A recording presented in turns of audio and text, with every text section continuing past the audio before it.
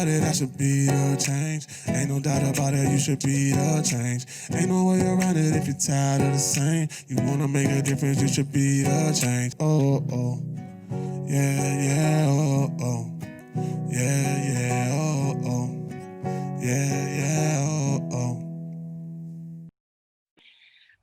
Ladies and gentlemen, if you are ready, we'll start our engines. Hi, everybody. Fran Harris, University of Texas 87, 91, and also 2018. Very honored to be leading this conversation tonight about politics and probably politricks and a whole lot of other things. So our esteemed guests tonight are going to introduce themselves because there's so much richness and tradition and heritage in the people that we've assembled tonight. I felt it best that they tell you a little bit about who they are and what they're going to be bringing to this conversation. So let us start with Eddie Reeves. Welcome, sir. Thank you, Fran. My name is Eddie Reeves. I was at the University of Texas from 1980 to 1985, got involved in campus politics as a hell-raising student radical on campus. That kind of naturally, we started the Black Student Alliance and the Steve Biko Committee, which was an anti-apartheid group. I was the president of both those organizations. That naturally led me down to the State House. Since then, I've done a lot of political work all over the country. And for the last several years have been a marketing and corporate communications consultant and strategist for a number of Fortune 1000 companies and large nonprofits. I hail from Dallas, Texas, but I'm from the sprawling metropolis of Kilgore, Texas. Great county. No, I'm from the Rusk County side, brother. And I'm very happy to be here. And I was telling Fran Harris, I didn't even go to basketball games. I went to the Lady Longhorn games to watch Fran Harris. Appreciate that. She could play. Oh yeah. Jeffery Travillion. Good evening. Good to be with you. I am County Commissioner in Travis County of Precinct 1. I moved here in 1985 to go to the LBJ School of Public Affairs, but my first love was the Big Blue Bengal Tigers of Jackson State, where I finished with a political science degree. I came here to work in politics. I was a Sloan Fellow, got a chance to work for about 15 years in state government, about 15 years at the city of Austin, and then ran for office and was just elected to my second term last night, and have been working on issues that deal with quality of life, equity and access for communities that have been historically locked out of opportunity. And Commissioner, tell them what you squeaked by with. It was 75.92%, but who's counting? Congratulations, nail biter. Next up, Chloe White. Hi, my name is Chloe White. I am a graduate of Spelman College, but I am currently a student at the University of Texas. I am in the Education Policy and Planning program in the College of Ed, and I'm set to graduate next May. So I will soon be joining you all as an alum. Congratulations. Thank you.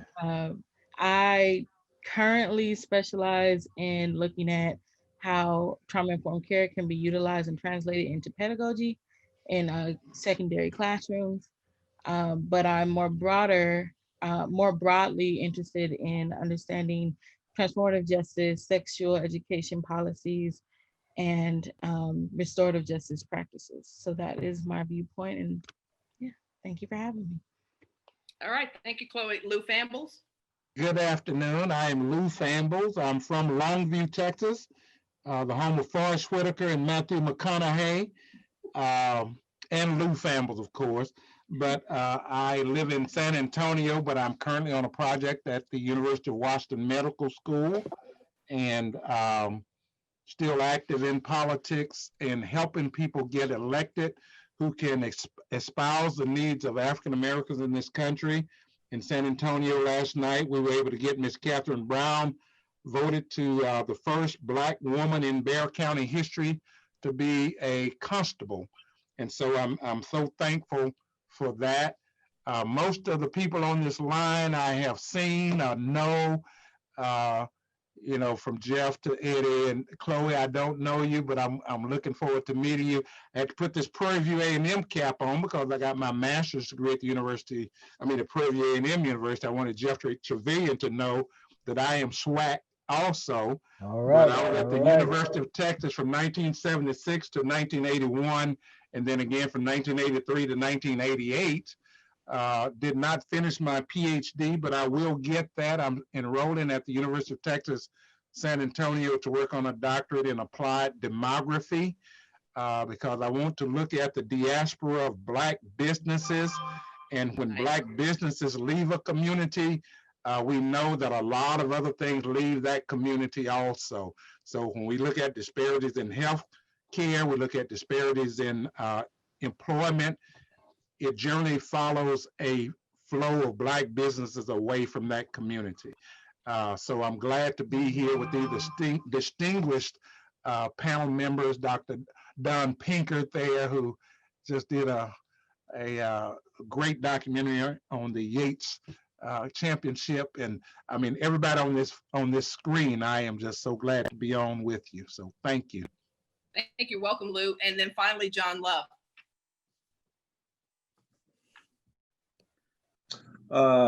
Good evening. I'm John Love. Attended University of Texas between 86 and 90, but I graduated from the University of Texas Permian Basin in the Permian Basin in Odessa, Texas. I'm a 7-time city councilman for the city of Midland, Texas. The past president of the Texas Municipal League. I'm a 3rd generation entrepreneur. And that is the constant theme that I try to speak about when I have opportunities like this is entrepreneurship in the Black community and how we need much more of it. All right, great. Thank you, everybody. And for those of you who I don't know, I'm Fran Harris. Played on the national championship team at the University of Texas in 1986, 34-0. If you ever see me driving around Austin or Dallas, the license plates bears 34-0. I'm very proud of that. That record still stands. We were the first NCAA women's basketball undefeated champion in history. So very excited about that. Have 2 journalism degrees, and then a couple of years ago, attended the Macomb School of Business and got a master's in technology commercialization. But I'm very energized by what our conversation is going to be tonight, because I'm often asked, and a lot of you are in this space, I'm often asked to run for office. And I'm sure that I'm going to hear something tonight that's going to verify why I continue to say no. So let's jump in. Let's jump in and talk about yesterday. And we'll go around the table and start with the biggest question I had as I was anticipating tonight was, any surprises? What surprises happened, or so far for you in any realm of what happened yesterday? And we'll start with John. We'll go backwards.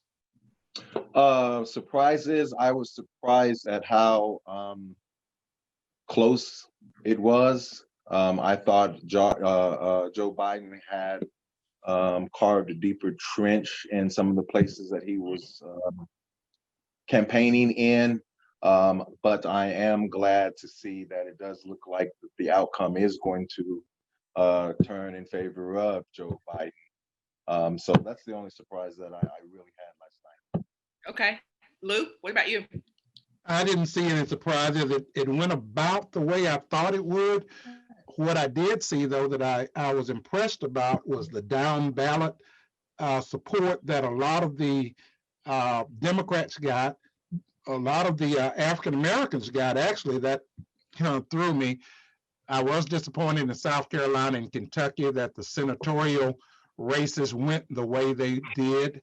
But I think that the Republican side, and I was really hoping that the margin of victory, and I'm still hoping that the margin of victory in these swing states is such that it will withstand any of the shenanigans of these recounts that are about to happen. So I really didn't see anything that surprised me. I've been around for 62 years, so it's hard to surprise me now. All right, Chloe, what about you? I also didn't see any surprises. I actually expected a lot of this. More so, I was interested in the proposition, specifically in California. That's where I'm from, and that's where I am now. Seeing how many of those played out was a little dissatisfying, but ultimately, I Okay, Jeffrey. Well, I was a little surprised. I was a little disappointed with our statewide output. I think in local areas, we performed as we should have performed because we manage our own bases. We manage the amount of money that we spend, who we spend it with, what media outlets we use. I was disappointed that we should have flipped the house. We had an opportunity to do so. This time, the state took in more money than it puts out. Usually, Texas always sends money to other states. This year, they were organizing here and they missed a huge opportunity. And the state Democratic Party did not deliver in what we needed it to. We did not use the Coalition of Black Democrats. Carol Robinson is an excellent lawyer who understands this state and has worked for Rodney Ellis. And we did not take the opportunity that came with Senator West presenting himself as a senatorial candidate. We have the opportunity to organize historically Black colleges, organize our coalition members, organize the NAACP. All of those things were offered. None of those things were acted upon. And I think the results are unfortunate. All right, and John, Eddie, I should say. Yeah, I guess I only had a couple of surprises. I was surprised. I thought Joni Ernst would lose the U.S. Senate race in Iowa. I was a little surprised at that one. Here in Dallas, I thought there were a couple of state representatives Republican state representatives who I thought would lose, Angie Chin Button and Morgan Meyer. I thought Morgan, I know them both. I thought Morgan probably might hold on, but I certainly thought Angie Chin Button would lose.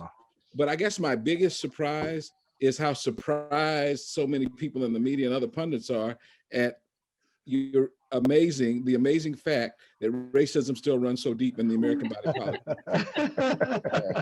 So I guess that was I was surprised at how surprised people were about it. Yeah, absolutely. One of the things that I was having a conversation today about was Joe Biden in general, and I'd love for you guys to jump in. There was a specific time in this race when people started to realize that Joe Biden had a chance. And it was very obvious. All of a sudden, people were like, well, hold up. Like, this dude could actually win this thing. First of all, I'll ask you, what do you think was the impetus for Joe starting to gain some ground? What specifically do you think happened in the race where he suddenly, and maybe for some of you, maybe not suddenly, all of a sudden he was not so much a dark horse in the race? Well, for me, that was pretty clear. It was the moment that Jim Clyburn called up, told us about the compassion of the person, made us understand the types of things that he had done, told us that if his wife were alive, she'd be sitting with him, trying to make sure that he was the one selected. Talked about his empathy, what it means to lose a wife and a child. Talks about the relationships that he has with his old friends back from the old neighborhood, his significant relationship with the NAACP, for example. I mean, there are people that would be concerned about the crime bill that he led, but if you remember, that was something that was supported across the board. And so you can't blame one person for that.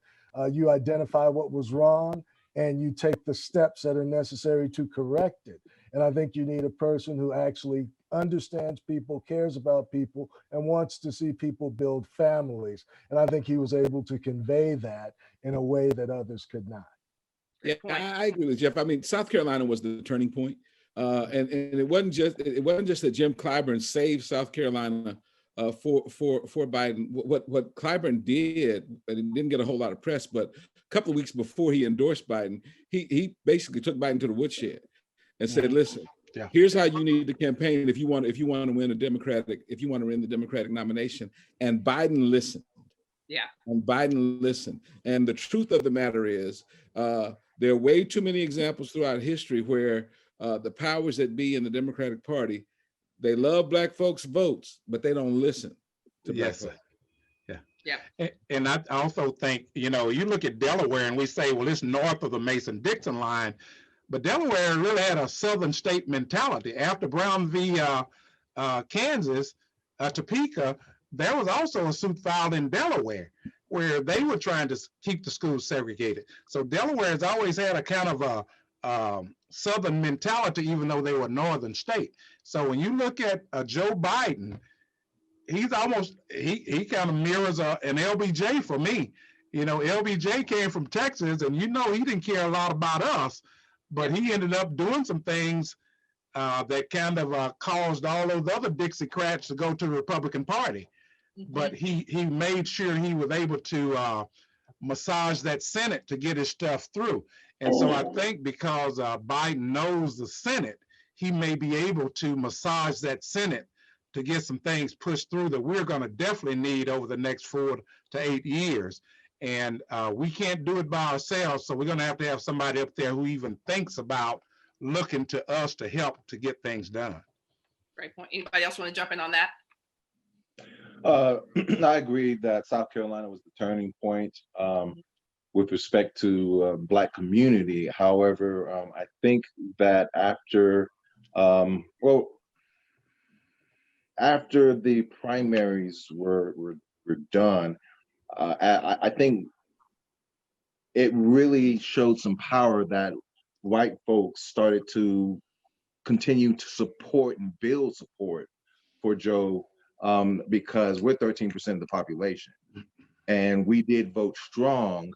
But the reality is that we had Joe had to convince some of the white population that he was a safe choice, if that makes sense, because they were really terrified of Bernie. They were extremely terrified of Bernie, and Joe had to overcome that fear of the stigmas that the Republican Party has been putting out with respect to the Democratic Party and calling Democrats socialists. Right. Great segue. Exactly. Great segue into the Obamanization of this race. And how much do you think people who were not necessarily pro-Trump, but not necessarily Joe Biden, but definitely anti-Obama, what do you think that impact was on where those people fell in terms of their vote for this race? Wow. Anti-Obama people.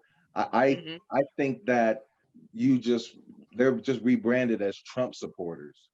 I don't see, maybe some independents might have been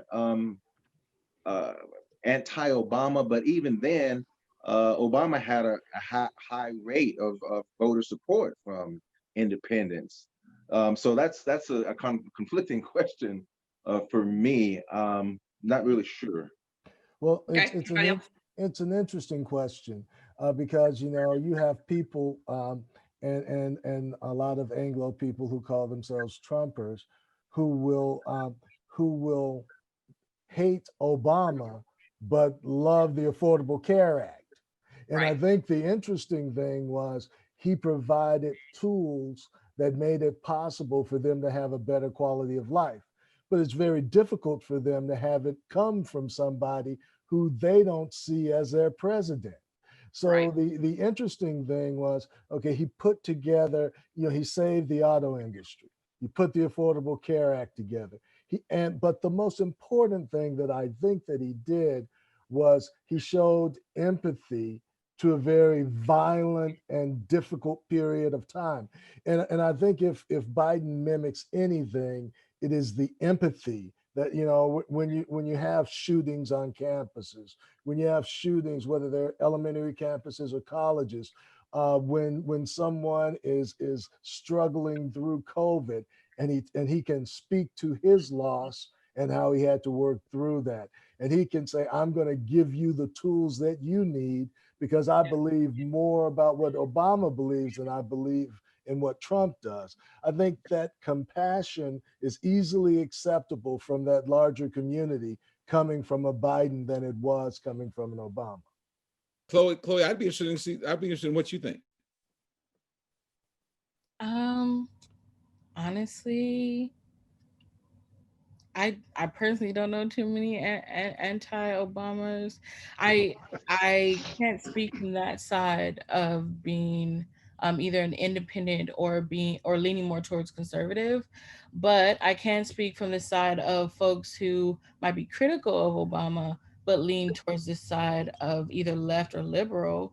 And that would be that a lot of people have been critical of both Obama and Biden. And because of that, I think Biden has had some very serious issues with trying to attract that community versus the community on the other side, for the conservatives, or people who lean more towards independent, lean more towards conservative, or even lean more towards centrist and moderate.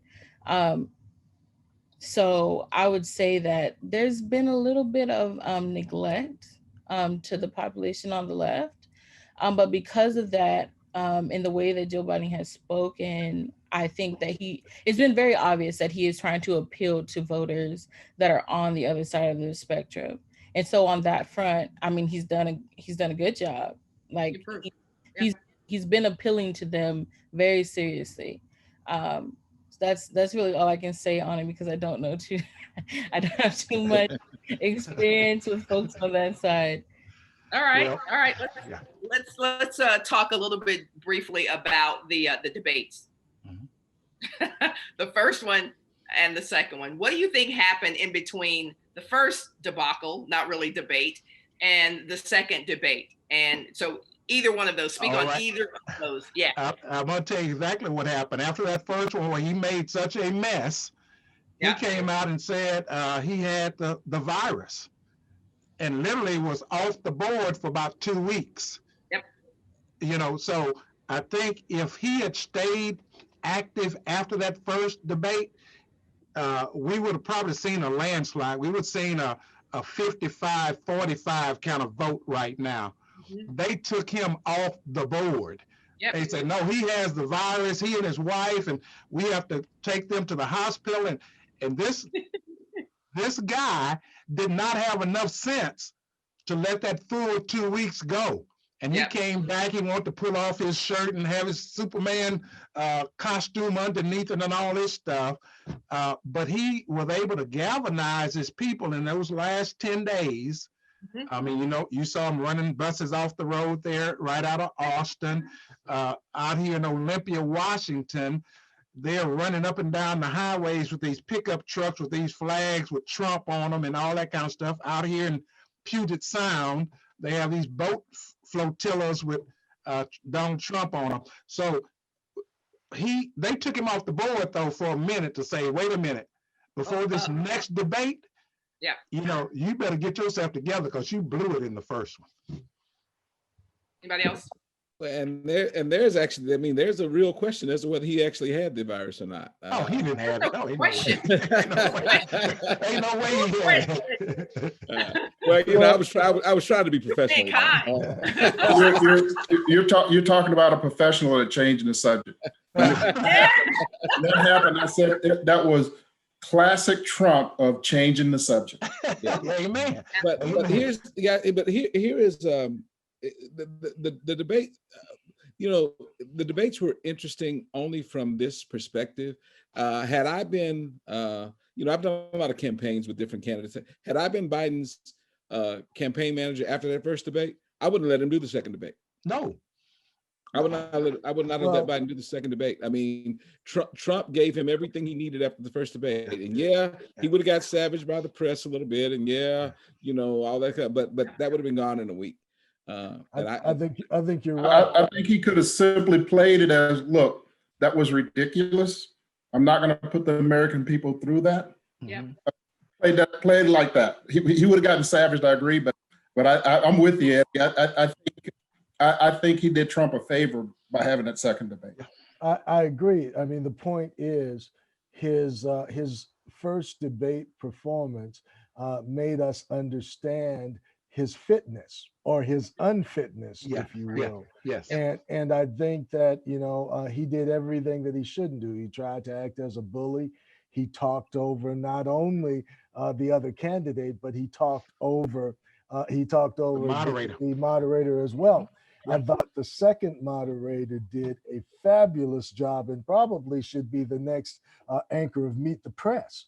But I think that he damaged himself significantly in that first debate because he was unreasonable. He was a bully, and it was in full form for everyone to see. It was also, it was also clear that he had not followed the debate rules. His family didn't follow the debate rules, and they were running in there like they owned everything. I think to the average voter, just understanding that he wants to walk over everybody, that he only helps his friends, and his family can do whatever the devil they want to do, even in a public space, was a chilling indictment of his candidacy. And I probably wouldn't have given him a second opportunity either, because he couldn't possibly have looked worse than he did the first time. Right. Right. Hey, this next question, I want to get everybody's take on this next question on the Black vote, and specifically the last ditch efforts to call in all the rap artists in the last 30 years and try to sweep the Black vote. So I'll start with you, John Love. What did you think about Trump's meetings with everybody from Weezy to Ice Cube to whomever else? What were your thoughts on that move? I thought it was a desperate attempt. Trump sees Black people in a narrow view. You can tell that by what he says. He's done more for Blacks than anybody except Abe Lincoln. And when he talks about Blacks, he immediately goes to the criminal justice reform. Like that's the major issue for Black people. Right. I mean, It is important for that we stay out of jail, but we have other obviously issues. Everybody here knows that. But I thought that just was just bad on his part. But if I can, I know you're in the middle of the question. I want to just go right back to about the last question about the debate and his gibberish. I live here in Midland, Texas. What you got to understand is that his base understood what he did perfectly. They agreed with it. They supported it. The problem is that he wasn't getting any new traction with that tactic. So any independents that he might have tried to pull to his side, he didn't have a chance to do so. And with all the gibberish that he was spitting out. And so, Jeff, I agree with you that second debate gave Trump an opportunity to speak to those independents and try to attempt to get his message out. So sorry about that. All right. No, all good. Chloe. If I could weigh in almost on the rappers. So I have a 21-year-old son, and we talk about this stuff. We've talked about this stuff quite a bit. So I have always been, or since he came, I've been an Ice Cube fan for years and years and years. Ice Cube let himself be totally used. 30 minutes after he left whatever his meeting was, you had Candace Owen tweeting and other folks tweeting, that they working with Ice Cube on this plan or whatever. Now, Lil Wayne and 50 Cent and those guys, they're just, as far as I'm concerned, those guys are morally bankrupt. But don't sleep. That kind of stuff does have an impact. So some of the polling you've seen and some of the research you've seen already is that, particularly in some of those battleground states, something like 14 to 15% of African-American males younger than the age of 30 went with Trump. That's something we need to think about. That's something we need to think about and really understand, because they weren't voting for Trump based on policy or issues. It's his demeanor, it's the culture, and they saw no reason to vote for that. Eddie, I think I know the reason why that young Hispanics and young Blacks voted that way. It's because of economics, and they can't hear or see anything else. John, you froze on us for a minute, man. Yeah, you froze for a minute, John. You guys hear me? Sorry about that. Yeah. Anyway, I think it was basically economics, and Trump has been glorified in rap music as, you know, Mr. Rich, the guy that you want to be. There's a song actually called Black Trump, which is an interesting song. I think everybody should go out there and listen to that. But I think that I had a guy call me this morning, a friend of mine, telling me he was upset about the turnout because he had 3 jobs canceled, 3 contracts canceled out here in the oil industry because they're afraid of Joe Biden and fracking. So I guess my point is that I think that unfortunately young Blacks and young Hispanics are one issue voters, and that's their pockets. Yeah, but the vast majority of them voted for Biden, but a significant minority did not. And I understand. I take your point. I take your point, John. But I guess I think it's something a little different than that. And here's why I say that. About 30 years ago in Austin, Texas, I spoke to a midnight basketball group of brothers over at Rosewood Park. And it was very interesting because their whole thing, it was about 40 of them. And their thing was like, you know, politics doesn't matter. Why should we vote? It don't make no difference. And I broke it down to them. I said, okay, guys, let me take you over to West Austin and show you the rec center over there. Yeah. And we went and looked at the rec center over there. And then we looked at, and I said, let's go back over here to Rosewood. There it goes. Let's look at the rec center over here. Yeah. I said, the reason that difference is politics. Yes. I don't think we as a community have done a sufficient enough job of making our community understand. I spoke about this to a group not too long ago. Economics is the science of allocating scarce resources. Politics is the science of managing economics. People don't understand that the whole point of politics is to manage economics. Every political decision ultimately is an economic decision, and I don't think we've done a good enough job of explaining that to our young people. So I'll go to the treatise. Let me get Chloe in here real quickly. Chloe, I wanted to get your thoughts on the rap situation, the rap artists consulting with Donald Trump on the Black vote. I think I would just echo what some people have said, that it was very intentional. And although it was desperate on Trump's part, ultimately, I believe that these rappers decided that them being in the forefront, them being in a position of what would be power or as a leader was more important for them than to say, okay, sure, yes, we need to have these conversations about accurate and equitable funding for Black communities. But having that conversation with someone who literally has no care about that, who has shown that in his policies and his actions and everything like that, does nothing, especially in a time like this. And so also to me, which adding to your conversation, Eddie, I mean, your point about economics, there's those are specific types of Black people. Like I'm young, I'm 23. And so like, I am not in a class, I'm not in the same class as those people, you know? So I would never be in a position to say that my wealth or the money I make is more important than my race. That's not something that I would even think about. That's the decision 50 Cent made. That's the decision Lil Wayne made. It may have been the decision Ice Cube made. I haven't actually heard that from him, but the other two definitely made those statements. So to me, it's an intersected conversation that requires us to like really think about economics, think about policy, because that hasn't been the forefront of any of these conversations. Policy wasn't the forefront of the debates, unfortunately. People have been and will continue to choose candidates based upon conviction, the way that they speak, whether they are a powerful speaker or not, instead of really thinking about the policies that people have. And so for me, that's something that I really try to impress upon people, that like we really need to start thinking about the policies that these people put in place, or the policies that they say yes to, the policies that they veto, the things that they put their name to is what is important to me.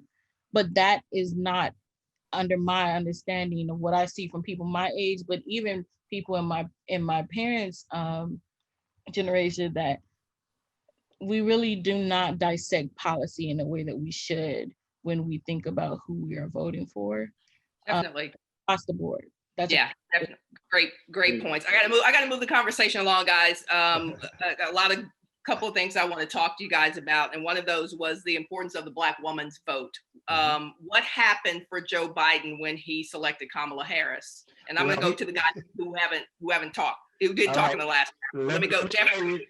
Yeah. I had a young woman, 42 years old, who said that she hated Trump, but she hated Kamala Harris more because she felt that in her role as a DA or whatever her role was, she unjustly sentenced Black men to too harsh of sentences. And I said, well, do you know her?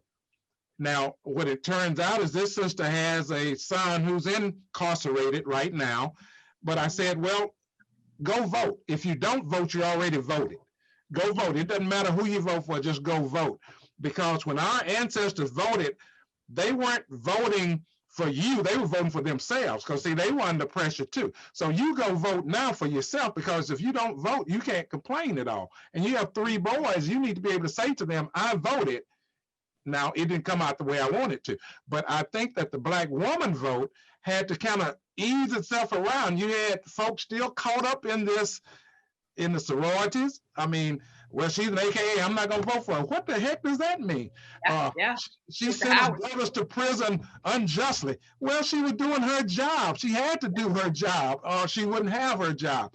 So I think we had to get past some stuff before we finally said, the Black woman finally said, okay, I can support her. Because I'm going to tell you right now, to everybody on this phone, on this call right now, Kamala Harris is going to be your next president, and I'm going to say within 2 years. So I'm just going to let you know that right now.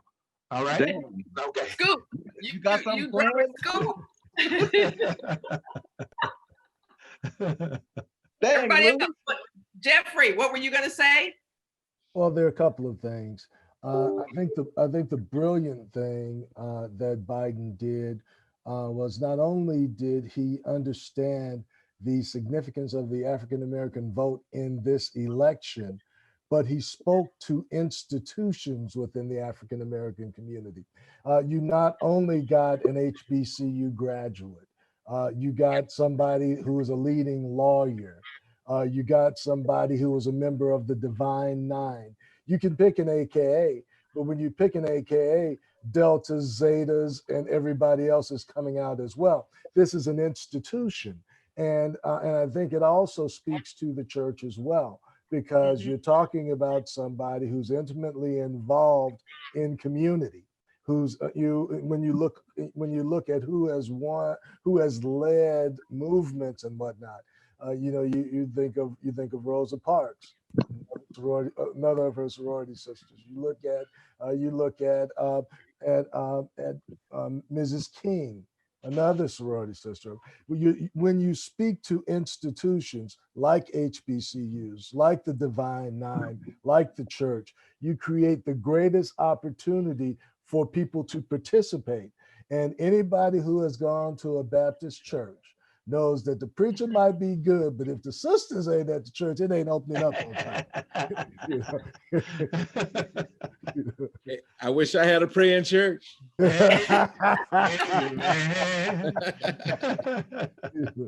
Anybody else want to talk about the impact? The thing that really struck me was, obviously it was no surprise that Trump went to rappers. It was no, but the thing that surprised me was that he wasn't smart enough to think about the importance of the Black woman vote. Yes.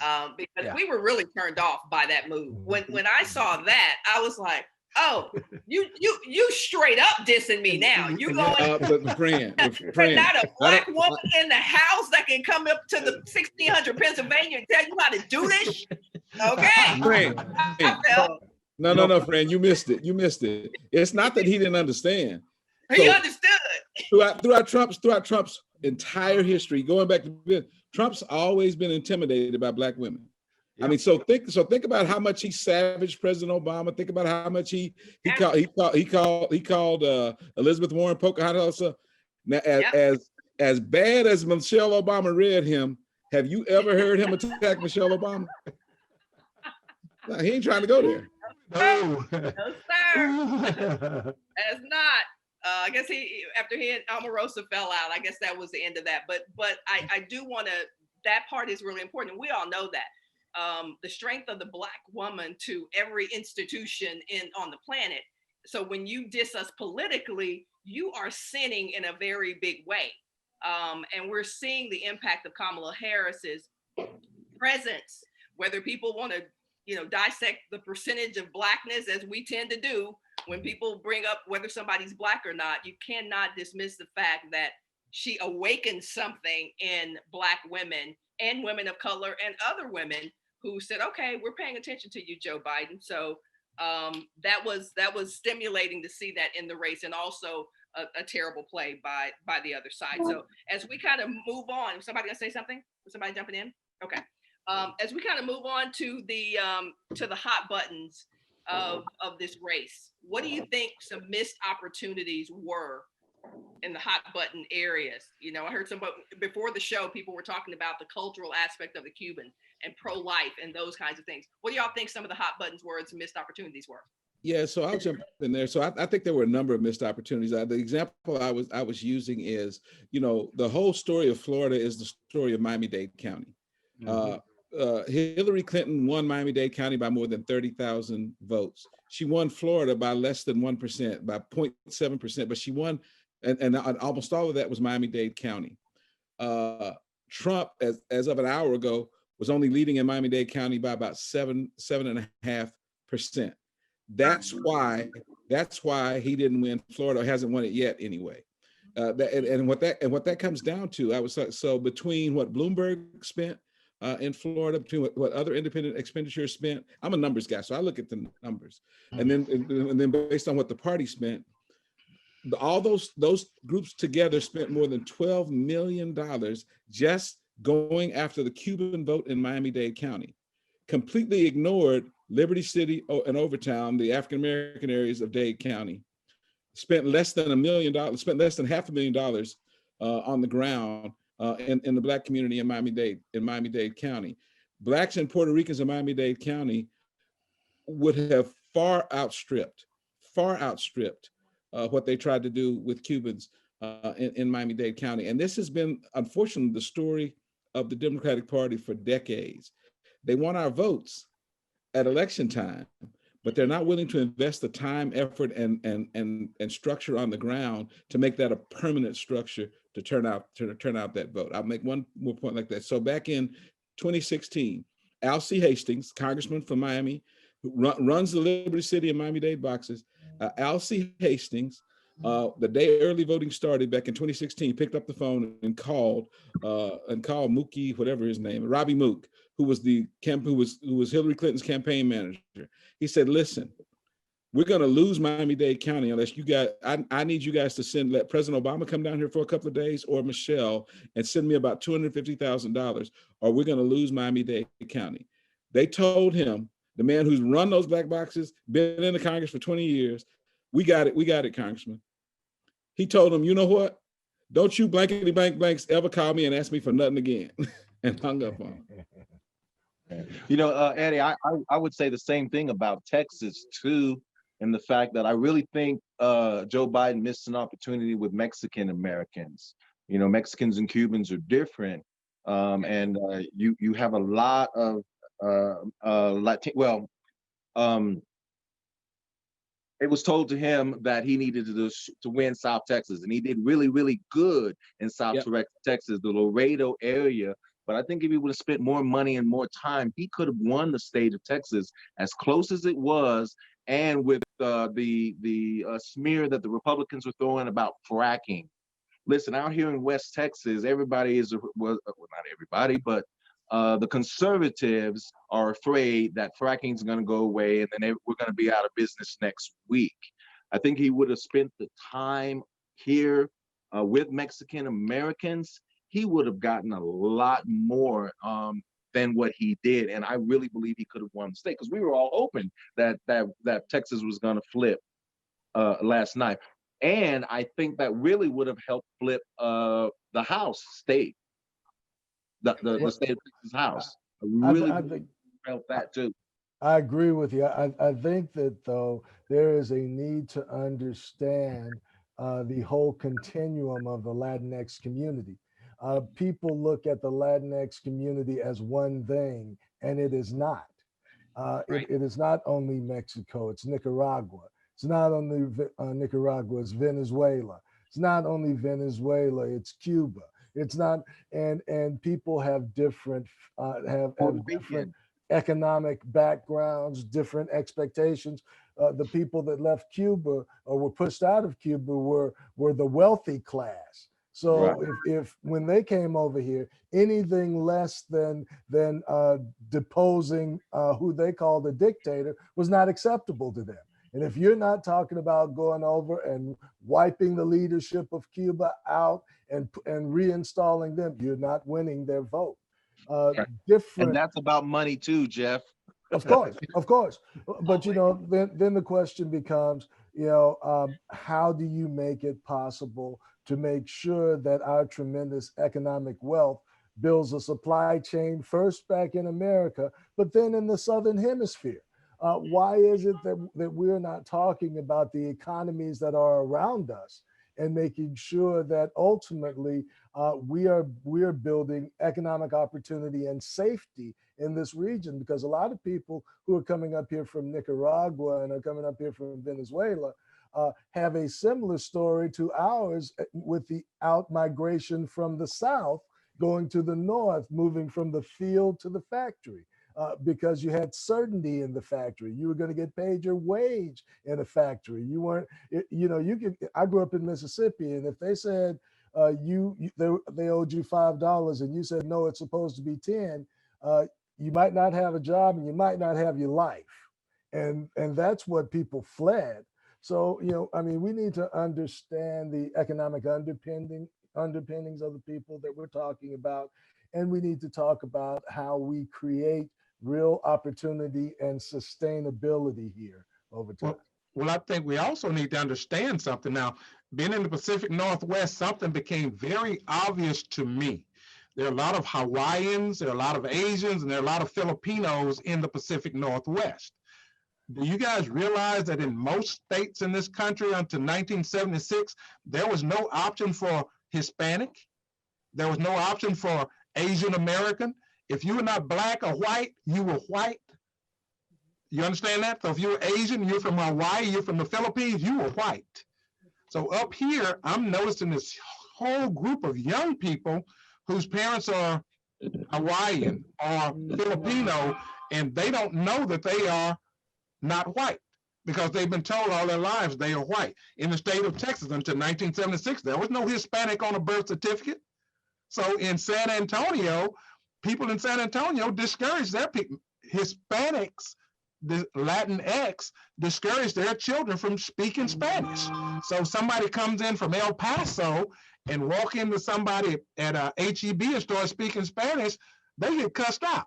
Don't be speaking no Spanish to me, So we have to understand how these people identify. And they're not identifying as Latinx or Filipino or Hawaiian, they're identifying as white. And so when you start talking about the things we're talking about, they don't understand how we can't pull ourselves up from our bootstraps because they're not having any problems getting jobs. They're not having any problems assimilating in the white community. They can't figure out why we're having problems. Well, we have problems with 1638 with the Maryland exclusion codes, which said that neither the existing black population, their descendants, or any other black shall be permitted to enjoy the fruits of white society. That's what we're dealing with in 2020, because every law since then has been in that same vein to make sure the black man does not enjoy the fruit of white society. So we just have to understand how they identify. Codified in Dred Scott in 1857. Never been overturned. No.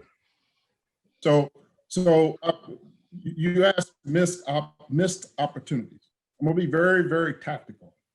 Who's this? This is Keith. Keith Kennedy. Okay. Okay, I'm gonna be very, very tactical.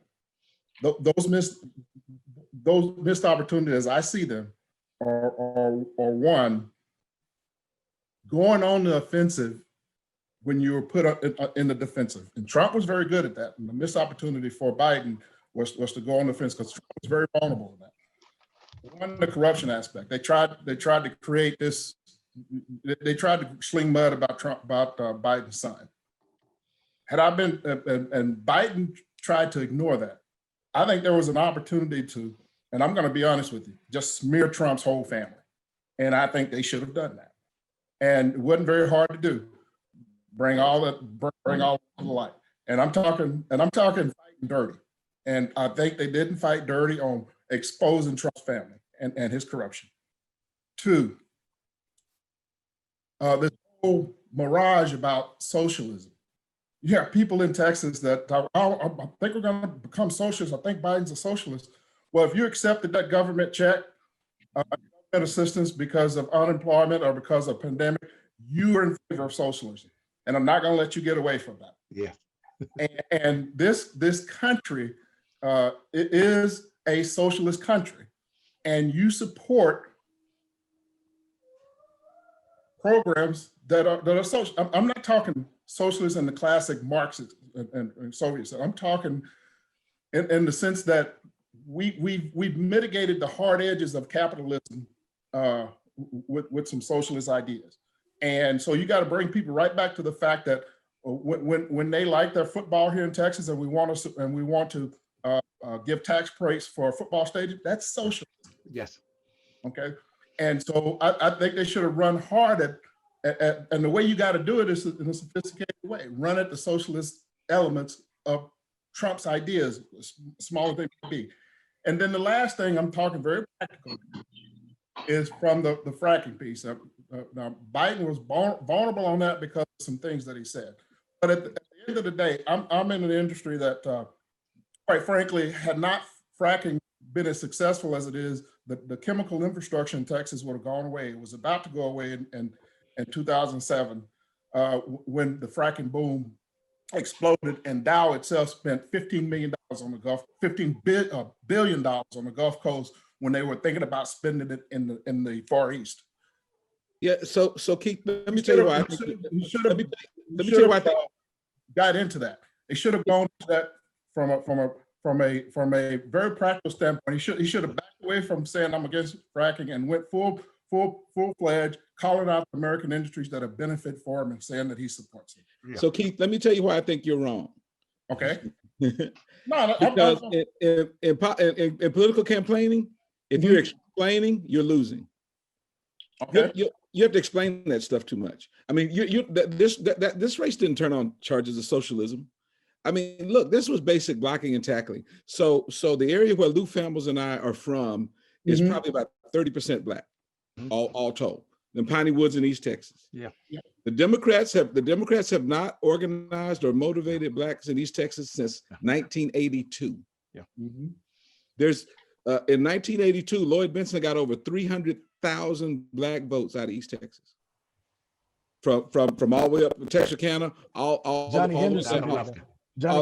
through Lufkin. And they haven't organized since. No. This is just basic blocking and tackling. So you, I hear you. Sorry guys. I'm gonna interrupt all of that. Block and tackle right now. I got to block and tackle. There you go. We got to move on. And the final question before we open it up for a couple of live questions, maybe from our audience, is when we find out who the next POTUS is, you have an opportunity to have a meeting with him, and you have the opportunity to advance and elevate some issue affecting the Black community. What are you talking to the President of the United States about? Let's start with Llew. I'm going to be talking about checking the police. And I think for every Black person in this country, the police union contracts that are blocking the accountability of police officers and their actions are an impediment to our success. So I'm looking at every police contract with every city, every county, every state, or wherever, and all the legislation that underpins those, so that we can hold accountability, hold the police accountable for their actions. And we don't have these situations where we can't even bring charges against them because of their misconduct. And we have situations in the state of Texas where they disqualify misconduct complaints, they prevent the police from being interrogated, and they will limit the disciplinary consequences for police officers. So that's my number one. All right, Chloe, what are you talking about? I would either be like Llew, and talking. Can't be like Llew. Can't be like Llew. You have to Can't be like Mike. Okay, well then I would definitely be talking about healthcare. We're gonna have to sit down and talk about Medicare for all, or I mean healthcare for all, not Medicare for all, healthcare for all, and really sit and think about policy that can be written that impact the healthcare systems that we have in a way that will get us there, and stray away from reformist reforms on healthcare, because that's not the reformist reforms are getting us nowhere. And we would really have to sit down and think about, okay, what populations are being affected by certain things and at what rates? Why is healthcare so important for us to have and not have to pay extreme amount of money for it? I'm currently in physical therapy, and even in the pandemic, I'm struggling. So Yeah. it's like really thinking about the different situations that people are in. So that would have to come from an educational mindset, but also a policy mindset, so that we can get something on the books to take care of that front. Good stuff. Eddie. Mr. President, get serious about putting a long-term political apparatus in place between elections and keeping it energized. That is what Trump did with his base. That's what Republicans do. That's what we did not do. My biggest single problem with President Obama, I love President Obama, but after he won, Obama for America went dormant. He didn't turn that into an ongoing, long-term political organization that kept the structure in place.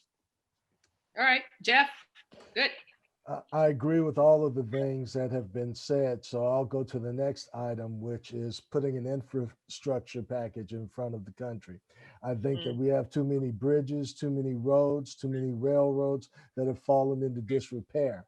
I think that it creates the types of jobs that are blue collar, middle class jobs that pay well.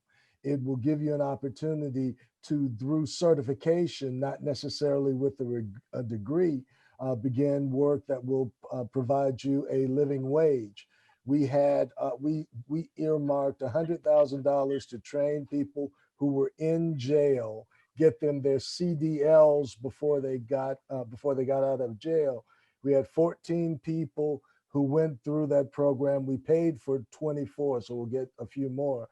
Each one came out with a job no less than $25 an hour, which is enough to provide a living wage to live in the city of Austin. I think it's important for us to work on the blue collar jobs. When we brought in Tesla, they're bringing in 5,000 jobs, but 3,000 of them will be semi-skilled jobs, which will be available for people without a college degree, and which will move them solidly into the middle class and create careers. We don't have a lot of problems that can't be solved by building wealth and building communities.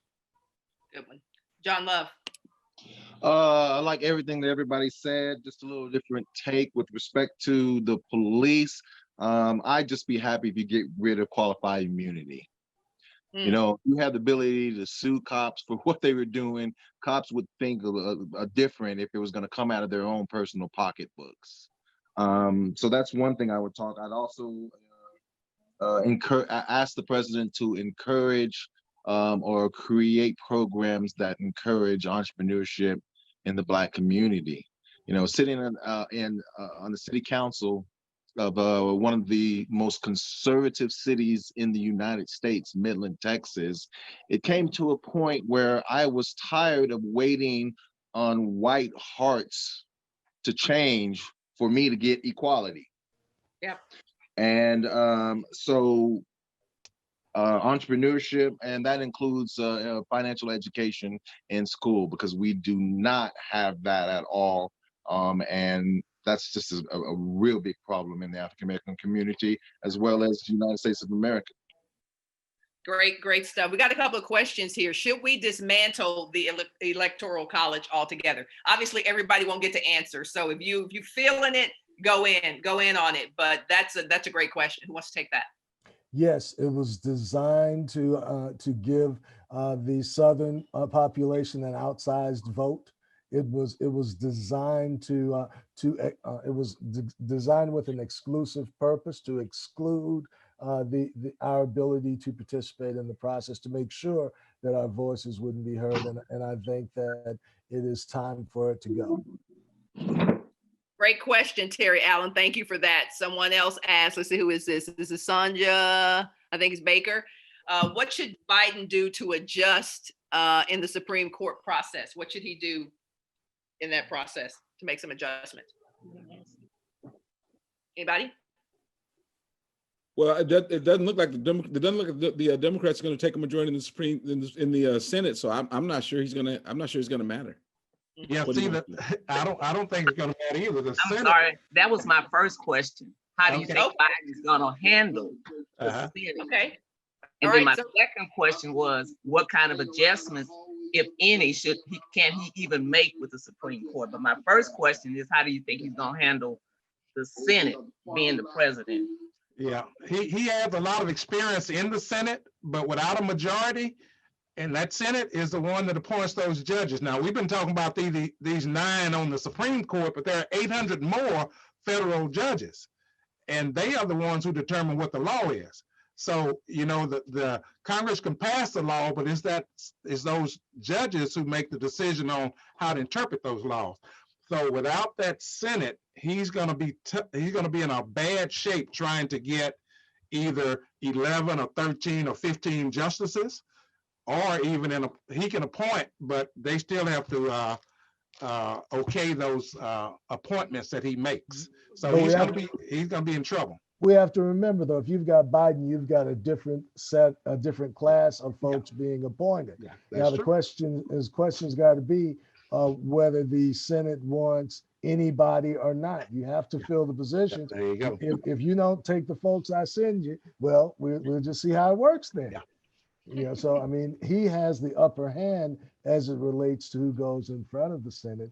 They can choose not to confirm him, but if you don't allow the judiciary to grow, it'll create a number of problems downstream that you can't manage. Well, okay. I'm sorry. Go ahead. Go ahead. As we move closer to the benediction, predictions. As I move toward my close, to the predictions. And one last word for our community. You know, we're recognizing that there are Republicans and Democrats and libertarians and independents and all kinds of things. Final thoughts on the election and a word for our community, those who are listening now and those who will listen in replay. So I'll jump in there because I wrote this down before this. To me, it's a 5P point, 5 Ps. Number 1, Black folks. Politics matters. Number 2, policy matters. Number 3, preparation matters. Number 4, like a preacher now. You sounded like a preacher.